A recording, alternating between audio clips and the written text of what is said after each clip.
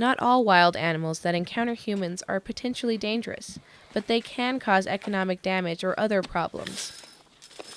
At the Rio Grande Nature Center, we have several ponds that are human-made ponds, and they have plastic liners in them. And we've been watching, and we started having beavers here. And I came down here one night in January and saw 6 beavers at one time. And we were noticing more and more damage. And this place serves as an important stopover for lots of migratory birds, and it's important habitat for all different kinds of species of animals. And the beavers eat a lot of vegetation, and we were realizing that the density of beaver population was too great for this artificial situation with the plastic-lined ponds. So I called Game and Fish to see what suggestions they had for what we would do, and we've done a lot of wrapping of trees, and we've been working on our fences, but we still were losing so much vegetation that we looked into live trapping and moving the beavers to a better habitat for them. Well, for us and for all the rest of the creatures that live here. We've been setting live traps and trying to catch the beavers and send them to a home away from the nature center. You know, you can see all the willows around the different, the state park right here, and beavers chew the willows down, which the willows provide habitat for birds, who in turn draw the bird watchers, which is the mainstay of this park. Dave Heft of the U.S. Forest Service has been working for 20 years to reestablish beavers in the San Mateo Mountains. We had a beaver that was a nuisance beaver from another site that we've brought into Magdalena Mountain Range, which is historic habitat for beavers. Beaver populations actually still occurred here up through the 1950s. We're trying to reestablish a population back up. This is Sawmill Canyon. It's about a 6-mile long canyon with perennial flow in much of the upper reaches.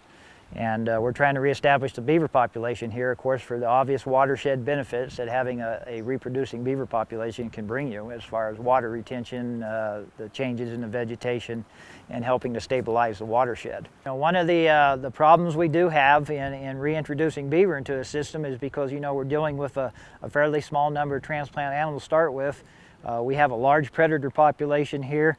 Some of the predators that could potentially kill and eat beavers, some of the smaller beavers, coyotes and bobcats, any of the beavers, even the large adults, black bears and mountain lions will also prey on them. And actually in those portions we do not have them here on this forest, but in areas where there are wolf populations or wolf populations in the process of being reintroduced, wolves also are a natural predator on beavers. It's something we want to do to try to recover the ecosystem and the processes here, and also a place where folks can bring some nuisance beaver in some situations where lethal control may not be an option. I think that it's important for the public to realize that Game and Fish does so much for everyone on behalf of wildlife. You hear about problem animals that are in the middle of cities or in backyards, and a lot of times the reason why those animals are in those situations are because we have been careless with leaving dog food or bird food or trash out. And the Game and Fish works really hard to give that animal another chance to perhaps live a life in another wild area. So, there's just a lot of things that the agency does on behalf of wildlife conservation that I think it's important for the public to know, and they've been tremendous help to us in this situation here at the Nature Center. Although eastern New Mexico's portion of the Great Plains isn't as heavily populated as the metropolitan areas along the Rio Grande, wildlife can damage crops and jeopardize a farmer's income. The New Mexico Department of Game and Fish uses various techniques to move antelope off crops.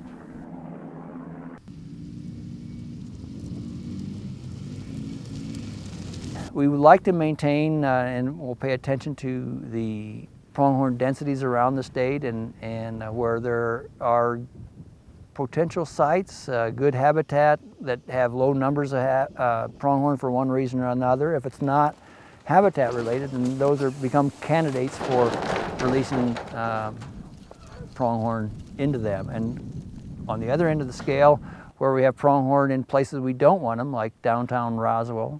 We want to move them out into more wild places. It's better for the pronghorn and it's better for the people of New Mexico. Being able to be a part of this project to reintroduce these animals on the Pueblo brings a great deal of pride and honor to myself, because I am a Pueblo member and I work for the Pueblo in our department.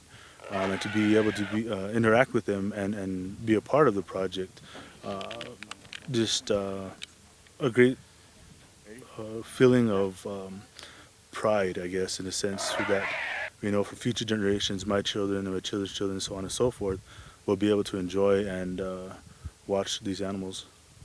It's always rewarding when animals viewed as a problem in one location can be welcome residents in another New Mexico location. People who live in the urban wildland areas where you have the forest that's very closely adjacent to your personal property, they need to be even more aware of trash control, food control, scent control for wildlife, bears in particular. They have a higher responsibility. They're living in a beautiful spot right next to nature, but realize that nature can come and visit